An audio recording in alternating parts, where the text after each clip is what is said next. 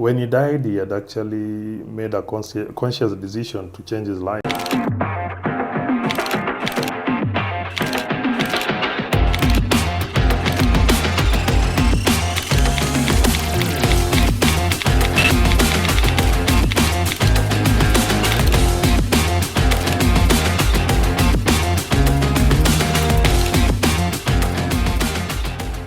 Welcome to the Narrative Podcast. Hello, friends. I'm Silalei, and this podcast is all about hanging out with your favorite sports personalities and celebrities. We talk about anything and everything sports, but most of all, we have a good time. So let's dive right in. Now, sports is more than just swinging a bat or kicking a ball or running a track. Without sports journalism, the world would not know about our amazing sports heroes. Now, here in Kenya, we can't mention sports journalism without talking about Elias Makori. Elias Makori is a decorated, highly decorated veteran sports journalist and the first African to win the prestigious IAAF Journalist of the Year Award 2012. But should I continue? Let me stop there. We'll talk about your few accolades in a moment. But Elias, welcome to the Narrative. Nice, thanks for having me. You're very welcome. Now, I'd like to set the stage. I know usually you are the interviewer, not the interviewee. Exactly. So I'm putting you in the hot seat. And can I tell you that for me, also with my background in TV, I don't like being interviewed. I feel like I don't talk enough. I start stammering. I start forgetting about what I need to say, but please feel at home. Yeah. The hunter becomes the hunted. Exactly. It's a tough spot to be in, but feel at home. This is not the newsroom. It's a podcast. We're just hanging out. Excellent. We're just talking. Feel free to express yourself. The reason why we created this platform is to give guys an opportunity to just talk about different issues without any judgment, without any director in the background saying, hey, you can't talk about that. So please feel free to express yourself as we talk about you, your career, and just sports in general. Excellent. Sawa. Yeah. So 29 years in sports journalism. I bet you've seen it all. Well, it's actually 31 if I count. I'll actually be 30 years at Nation Media Group in a couple of months' time, in January. Wow. Yeah, so it's been an interesting journey. Lots of ups and downs, meeting interesting people, being in interesting events. So yeah, it's been a very, very exciting 3 decades. Mm-hmm. Yeah. I remember you casually mentioned that you had a conversation with Usain Bolt during, I can't remember what event it was, but I mean, what has been some of the amazing experiences that you've had in your journalism career? Oh, you mentioned Usain, and I think he's one of the highlights of my career. Both personally, his personality and his achievements. I'm lucky that I was there when he broke all his world records, apart from one, I think the very first one. We met and we struck a very good rapport, and we got to know each other until he came to Kenya. I played a part in bringing him to Kenya in 2008, if I can remember well. But a fine gentleman, and somebody who's a great personality and amazing on the track. I mean, that kind of performance, his training regime, and he's the kind of athlete that I admire, because when he gets onto the track, he's very serious, and when he's off it, he has his fun, partying, DJing. Yeah. That's the kind of person that I really, admire. So going through his career right from the beginning up to the very last press conference, I remember in Monaco, I'll not forget that moment, because it was his last press conference. He was announcing his retirement, and the hall was jam-packed, so I stood at the back, put my microphone next to the loudspeaker so I could record. And so when he came in, he saw me, he came straight up to me and hugged me and said, hey man, thank you for being there for me during the career. That was something that really, really hit me hard. Then he went up to the podium and announced his retirement officially. Wow. So if you were to go to Jamaica, let's just say he'll probably have you over for some yams. Yeah, definitely some yams and reggae music. I love reggae, so yeah, Jamaica is on my bucket list, and certainly I'd love to go there and see the kind of environment they train in. The great coach Glenn Mills, Asafa Powell, and other great legends of Jamaican sprinting. It's a place that I'd certainly love to visit. Yeah. So, Elias, you are so accomplished. You said 31 years in sports journalism.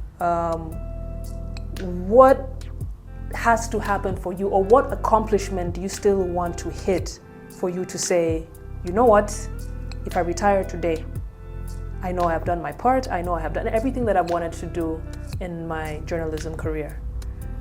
Yeah, that's a tough question. There are a lot of things that I still feel I need to do. But most importantly now, I think it's about time to call it a wrap and start mentoring others. And, I love teaching, and I love to get into teaching after my career is over, which is not in the too distant future. To share my experiences, because if you don't share experiences, then the young ones coming up might repeat the same mistakes you did, and they might not benefit from the experience that we got. I must say I'm lucky. I thank God for good health and the opportunities to travel, because I've gained a lot, I've seen a lot, and I believe I can contribute towards improving not only Kenyan sports journalism but also Kenyan sport in general, based on what I've seen, based on the contacts that I've made. I believe I can make Kenya a better place in terms of sports. Now I want to take you back all the way back to when you just started getting into journalism. Now, you said your father endorsed your career when it was considered a dangerous career. And when I read that, I was like, dangerous journalism? How? Take us back. What made journalism a dangerous career back then, and why was your father so concerned? Yeah, when we started off from college, obviously you've got to do, covering all sorts of assignments. It's abroad before you narrow down to an area of specialization. I started off as a general journalist. I covered the courts, I covered riots, I covered demonstrations, and on 2 occasions I was on the wrong side of the police. I got thrown in once, and I remember my dad coming to bail me out from the cop station. And that's when he said, hey, this kind of work you do is dangerous. Yeah. But I told him, I have the passion. I like to keep on doing it. That's what I studied, and that's where my passion is. Then he said, okay, I have no problem, go ahead. And then when I specialized in sports journalism, he got a bit more comfortable, because it's not as perceived to be as dangerous as maybe covering riots, covering demonstrations, and covering the war and that kind of stuff. So he said, you're good to go. So now that was during the Moi regime, right? That was during the Moi regime. So what was it like covering sports at that time versus the time when Kibaki was president versus the time Kenyatta was president? Well, I'd say it was different, especially when you talk about technology. Not so much the regime in charge, but the technology. We started off using the typewriter. I remember my first major assignment out of the country was in 1994. I went to Sudan, and getting communication from Khartoum to Nairobi, we were using the telex and the post office, the national, they called it SUNA, Sudan News Agency. You do your stuff on the typewriter, on the telex, and then you go and send the telex back home. It was a laborious kind of thing, and slowly the computers came. It became a bit more comfortable. Before the computers, the fax machine, and you could scribble your story and send it via fax. It gets to the headquarters in Nairobi, the newsroom, and then you go on. And then, of course, the internet came, computers, and life became more easy because the access to information was faster. Live TV sports, made it even easier to get more information. Those days we couldn't get information on sports people apart from reading magazines, sports magazines, and listening to radio. I used to listen to VOA, BBC sports shows, and get to know how our players are performing in the European leagues in soccer and that kind of thing. So technology has really evolved. all the way from the typewriter to now the mobile phone. You have everything in your hand. It's a lot easier for the journalists these days. Yeah. And in terms of great sports stories, would you say like that period of time where the greater sports stories, like feats that we would never have thought possible, like Eliud Kipchoge running the marathon in sub-2, like were there more great stories back then, or would you say they're more impressive and great stories right now? There were good stories then and now, but you see, as sport develops, as technology develops, the athletes become faster, better shoes, better nutrition, better training gear, and the performances are better. So you have to respect the old sports, the old athletes used to struggle, very hard to get to high levels of performance. I think, again, technology in sport has played a big role. There are interesting moments, barriers broken, major upsets. I remember one of the biggest upsets being when Usain Bolt was disqualified from the 100 meters final. I was in the stadium, I couldn't believe it, and after that, I went to the back of the stadium, and he was quite emotional there with his manager, Ricky Sims, and it's something you can't believe that Usain Bolt false started 100 meters final. The whole world is watching. I mean, that was incredible. And like you mentioned again, Eliud running below 2 hours in Vienna. Again, I thank God I was there.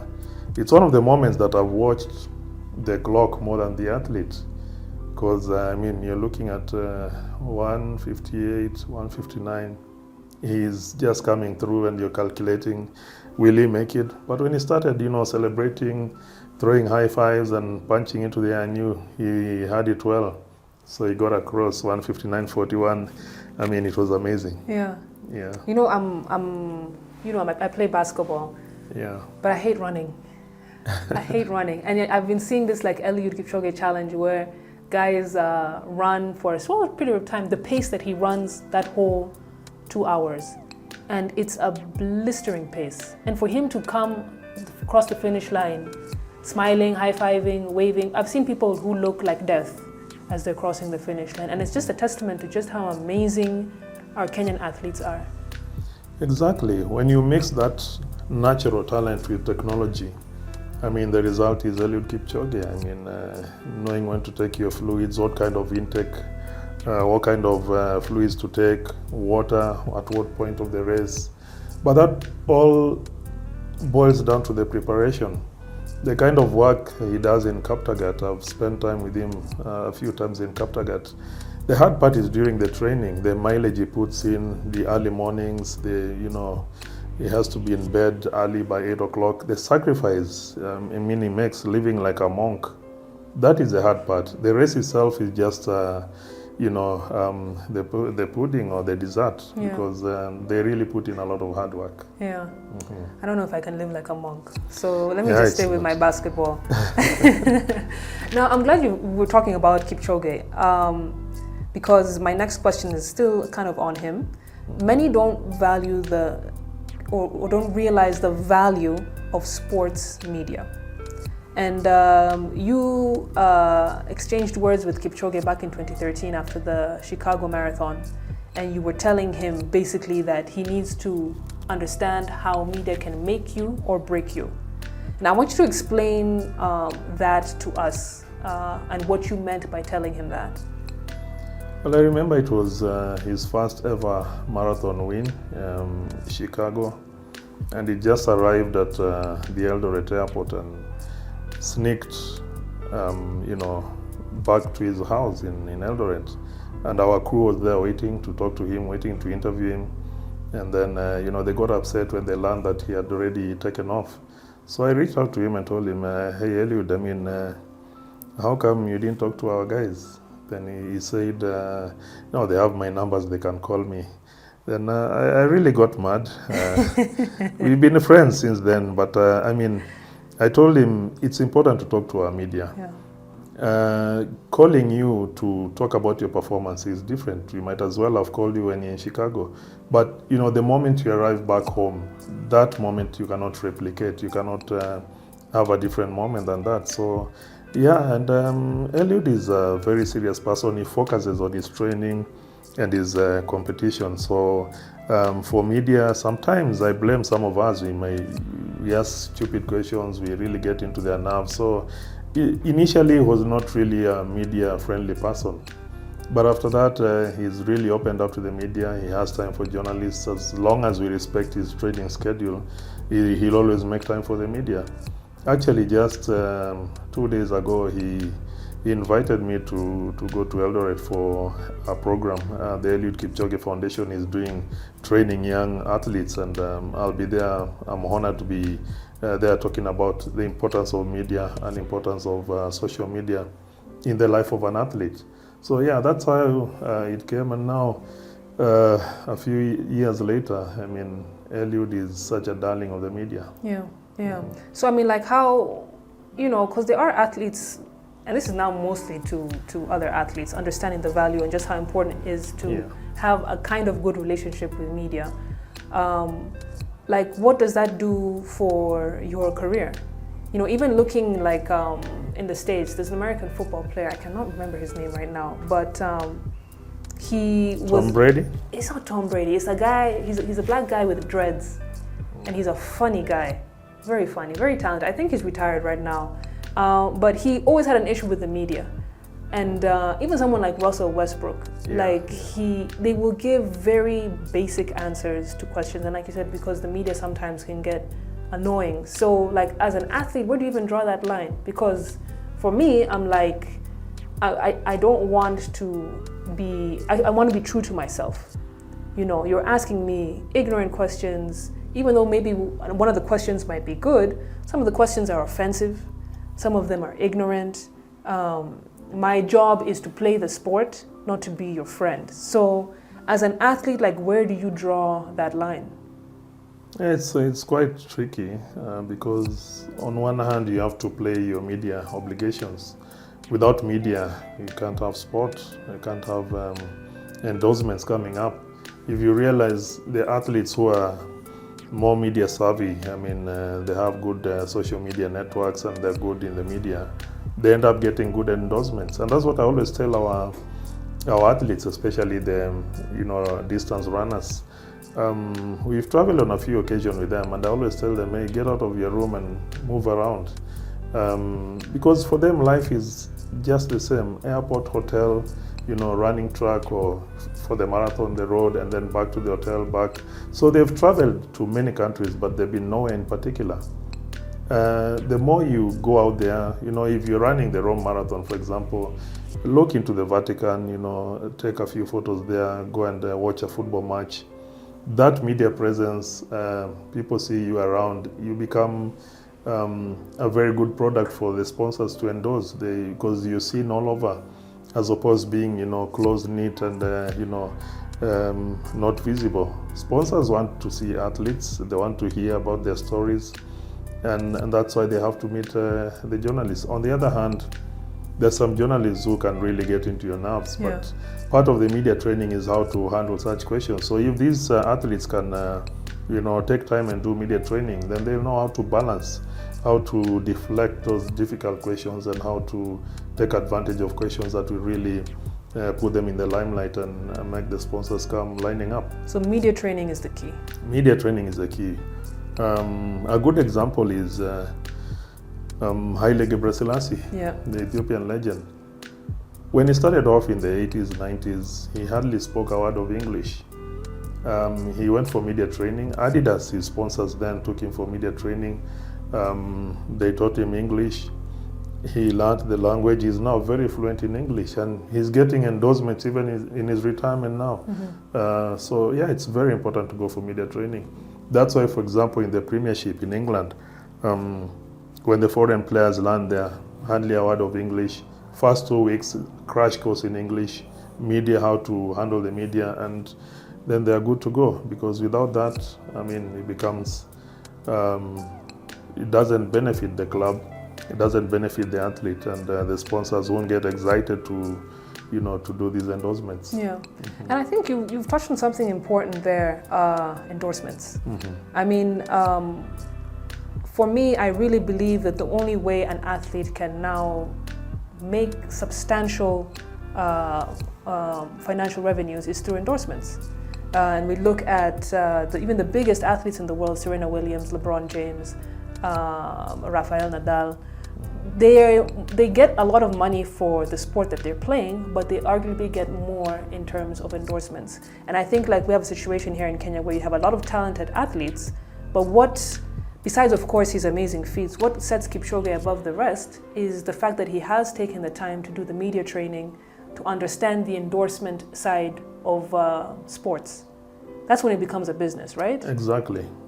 There's so many athletes who have gone and performed in like major tournaments, but now after they finish, they've won the gold, they've been first place. When it comes to interviewing them, they can hardly express themselves. And I feel like the media quickly will move on, even though they've done a very amazing feat, you know? So for me, I'm like, how can that improve? I mean, the athlete should, like I said, media training, very important. Be yourself. I mean, you don't have to speak English, for example. We saw the New York Marathon, Evans Chebet won, and the interview he did in Swahili. He insisted on speaking in Swahili. Not that he doesn't know English, he knows, but he's more comfortable expressing himself in Swahili. Can even talk Kalenjin, somebody interprets. The Ethiopians speak Amharic after all. Yeah. So I mean, being natural, knowing what to say, when to say, can really make a difference. Remember in the Boston Marathon when there were the bombings at the finish line, the Ethiopian winner actually donated his medal to the city. You know, gestures like that.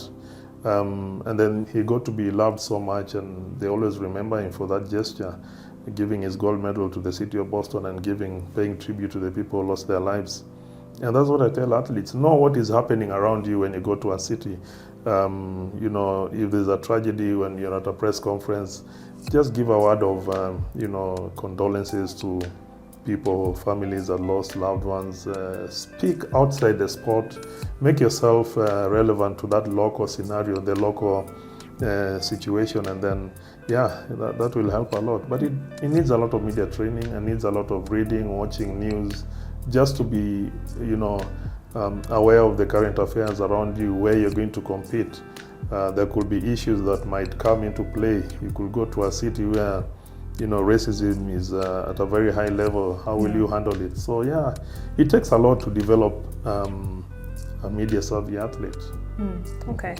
Now, still on legendary marathon runners, you've said that I did a lot of looking up. When I say he said, don't please understand. No, I did a lot of research on you before this podcast. But you said one of the most emotional sporting events for you was the 2008 Beijing Olympics. And when Samuel Wanjiru, the late Samuel Wanjiru, won Olympic gold. What was your relationship with Wanjiru? No, he was a friend. He's somebody that I knew very well. We used to hang out quite a bit. And I remember sitting down with him and his coach before the race in Beijing, and we went through each kilometer, his plan, what he had planned, when he was going to strike and the pace per kilometer.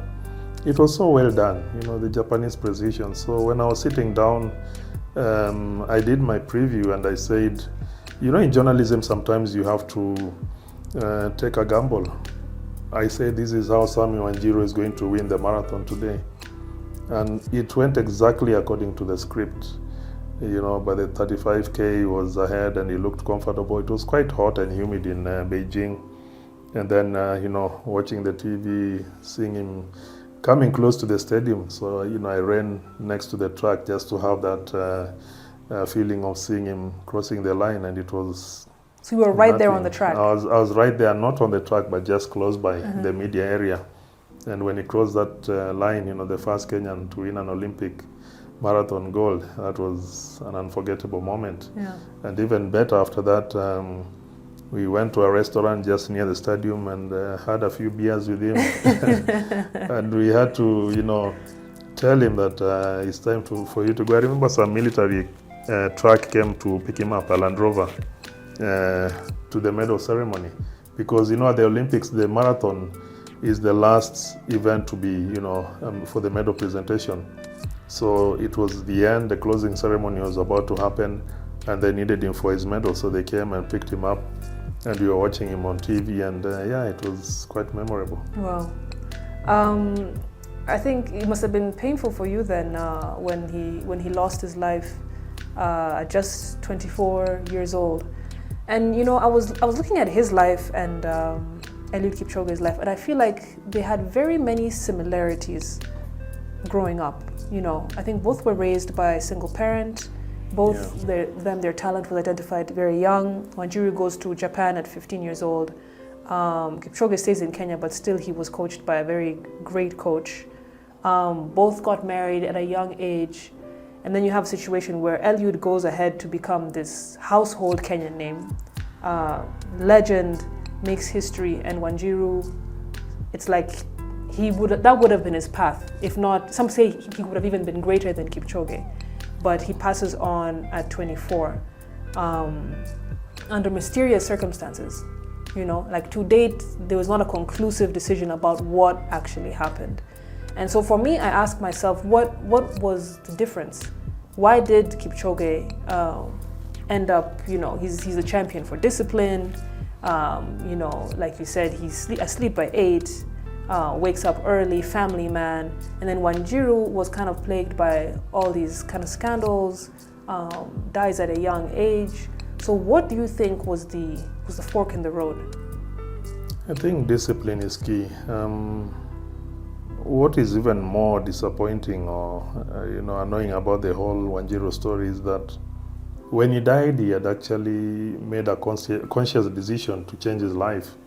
He was having his final round of drinks, and he was going to relocate to to Eldoret, to focus on training. Most of the time he used to train in Nyahururu in central Kenya, but now he wanted to change and go to the North Rift and focus on serious training. So as he was going to Nyahururu to prepare himself, then it happened.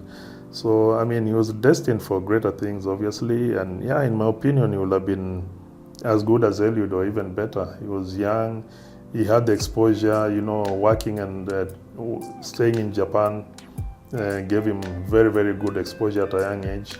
As you know, Eliud has always been training in Kaptagat in the North Rift, while Wanjiru had the advantage of having been to various locations. He spoke fluent Japanese, so he was a marketer's dream. I remember Nike were really trying to keep him. They were pushing him, and Toyota. Yeah. He used to work for Toyota. He was actually a mechanic at Toyota, because in Japan, the Japanese system, you learn a trade as you run for that particular club.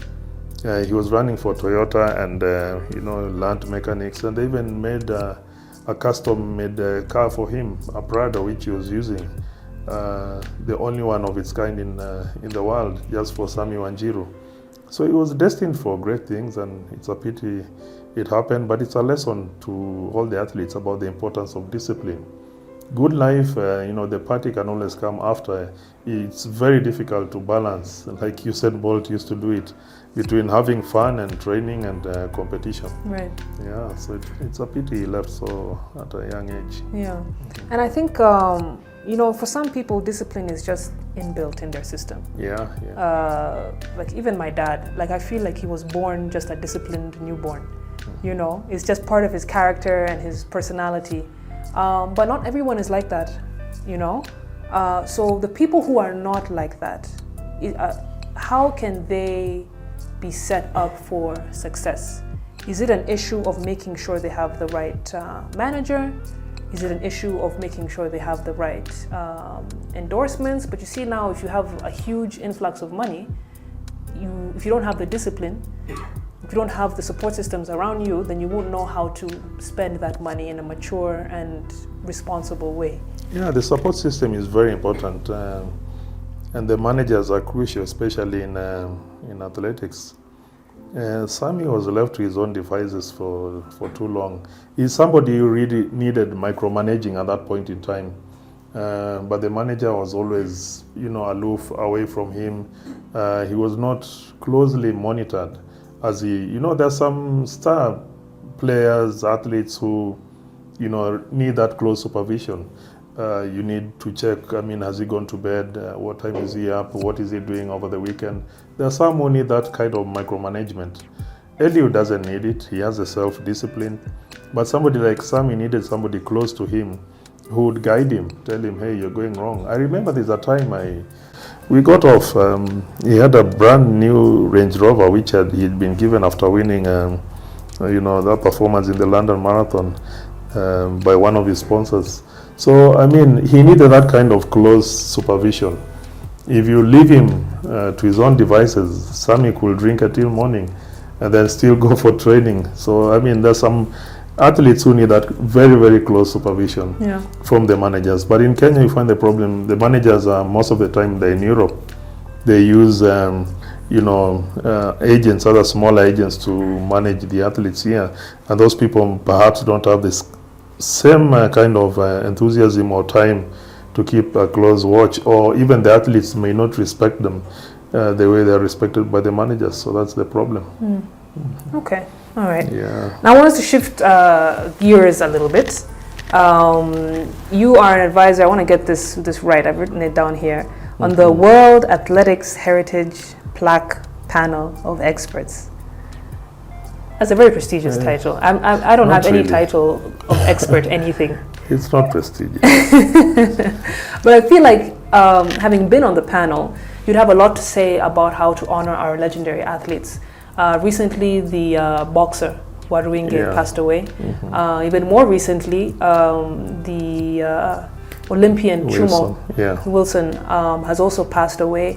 And I think for me, it breaks my heart to see legendary athletes and people who have done amazing feats in the sporting space to just pass away with no real way to honor them. Like there's not, correct me if I'm wrong, is there somewhere in Nairobi where I can go and it's like a hall of fame where I can see, oh, this person did this for sports? That's the problem we have. And, the World Athletics Heritage Plaque is, it's a collection of experts who look at iconic places, athletes who need to be rewarded and celebrated.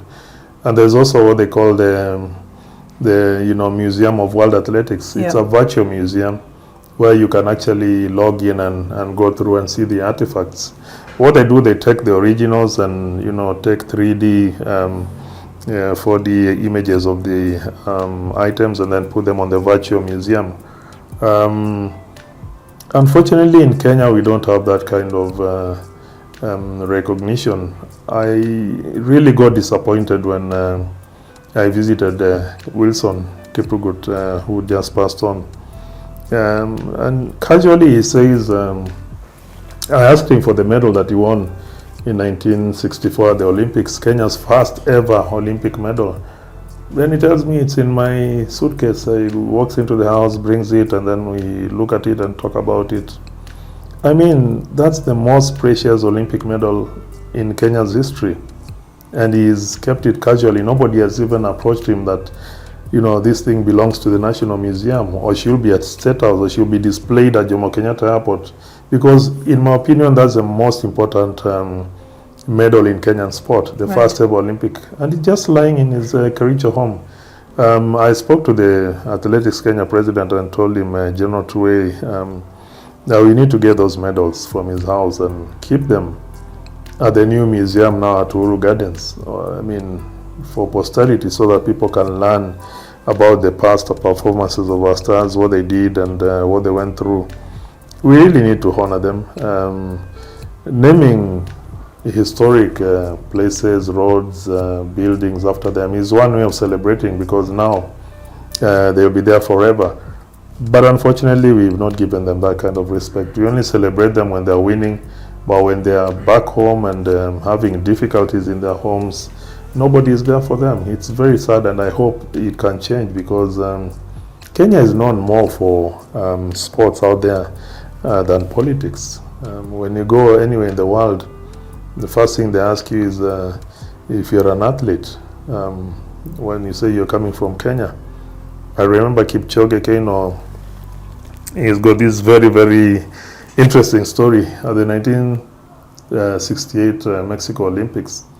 You know, he got late for his race, and he was crossing the road. The light was red for pedestrians, and there was a traffic cop who told him, "Hey, what are you doing? You're walking through and it's red. Can I see your ID?" So he gave him his ID.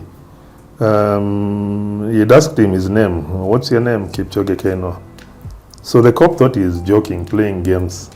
"What's your name?" "Kipchoge Keino." Then he showed him his Olympic accreditation ID. The guy could not believe it. He asked for an autograph. Instead of giving him a ticket or charging him, he asked for his autograph. So you can see the kind of way our athletes are celebrated out here, but fortunately back home, it never happens. So how do we change it? First of all, who is supposed to change it? Well, it starts with everybody says it's easy to point at the government, but in our own societies where we live, we need to lift these people to a higher level, at an individual level, even before we go to government. But at government level, you know, now we have the county governments. It's a pity the county government of Kericho has done nothing for Wilson Kipchoge, and they'll be there on his burial, you know, saying all sorts of platitudes and praising him. While he was alive and needed medical attention, nobody took care of him. So our own selves, our communities, in our own small way, we need to celebrate these people before the government can even come in and give them that kind of recognition. Yeah, yeah. And speaking of government, CS Namwamba is now head of sports. What do you feel like, you know, still along those lines, but also in a general sense, what are your expectations of him? Well, it's difficult to know what to expect, because we've seen ministers come in, go out, come in again, with very little on the ground. So, I mean, as long as the list is, the entry is pretty full. The football situation, as you know, at the moment is horrible. We need to get back onto the FIFA good books, but that begins with the grassroots. How are our clubs developing? How is the local league? Getting our house in order. Exactly, putting our house in order and giving the players something to play for. I mean, if you win the league in Kenya, what do you get? Is there anything to celebrate? Hardly nothing. I mean, there's nothing. So trying to develop broadly a situation that will give incentive to the corporate sector to come in and support sports. Without sponsorship, sport is dead. We've seen the World Rally Championship coming back to Kenya. That's because of the government guarantee. The government spends about 3 billion each year on Safari Rally. Is that sustainable? I don't think it is. We need corporates to come and take the place of government. I always say that it's not the duty of the government to sponsor sports or to pay for sports. They should create an environment that allows other people to come. That 3 billion can, you know, do a lot in terms of helping alleviate food shortages and, you know, healthcare, improving security. It's not the government priority to sponsor sports. But now they give like incentives for sponsors coming in, tax holidays, you know, tax waivers for equipment, sports equipment coming in. Then that will be a good thing. It will be a good place to start instead of, you know, the perennial way they've been doing it, clubs, teams, athletes lining up, waiting for government funding. I think we should be beyond that now. So he should create an environment that will allow external support from corporates in a very good private-public partnership. Yeah.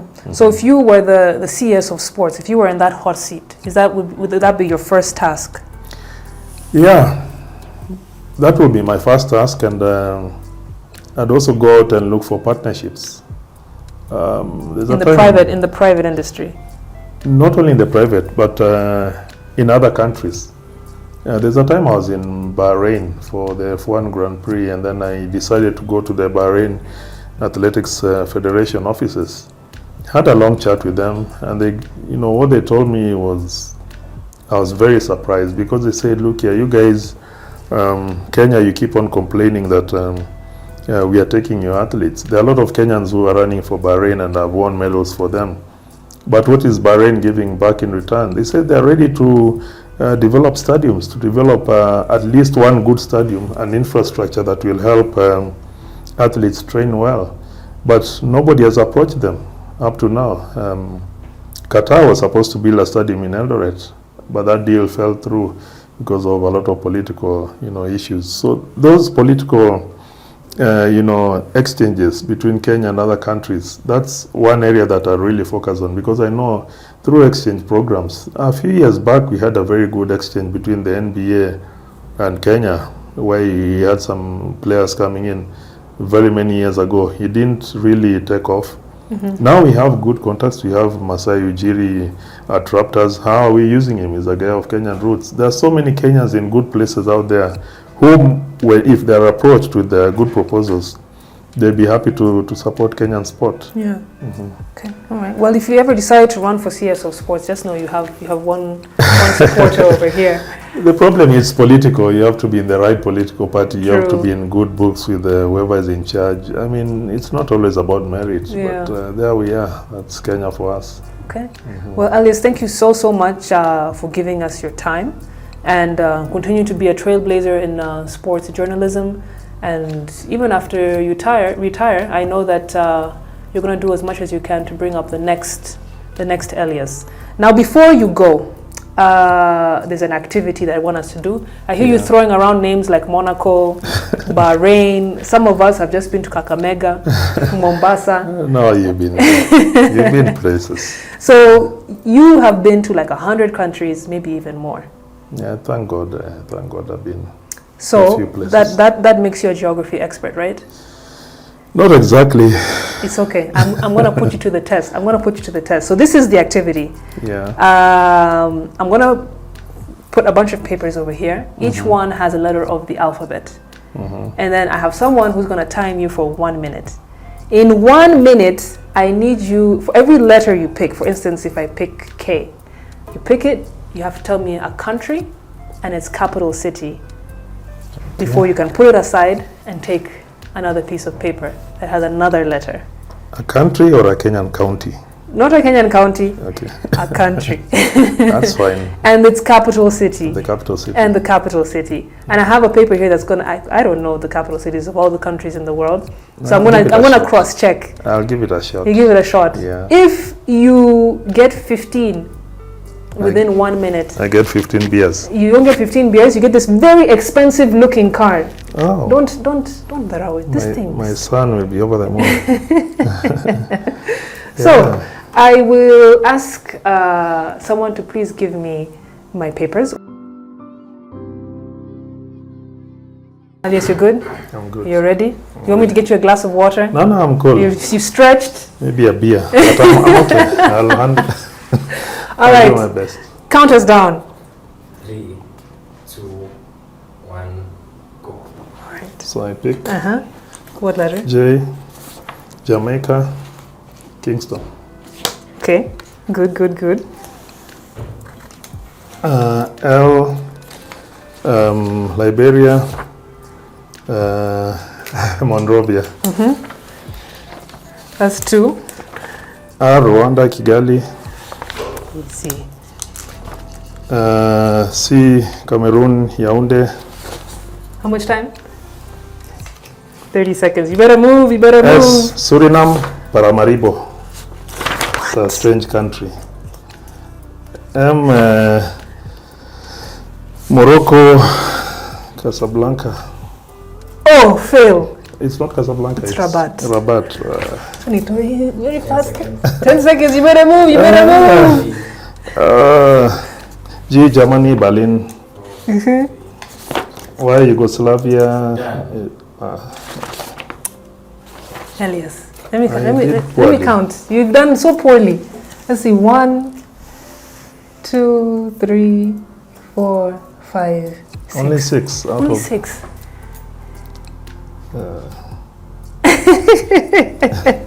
It's too okay. bad. It's too okay. bad. I appreciate your efforts. What about that one for? You said for S. Suriname. It was Suriname. Yeah, Suriname is a country people don't know about. It's a And the former capital is? Dutch colony. The capital is called Paramaribo. Have you been there? I have friends from there. Your friends but I've from not there. been there. Yeah. Elias, we and I need to be very close friends. Yeah. We need to be very close friends.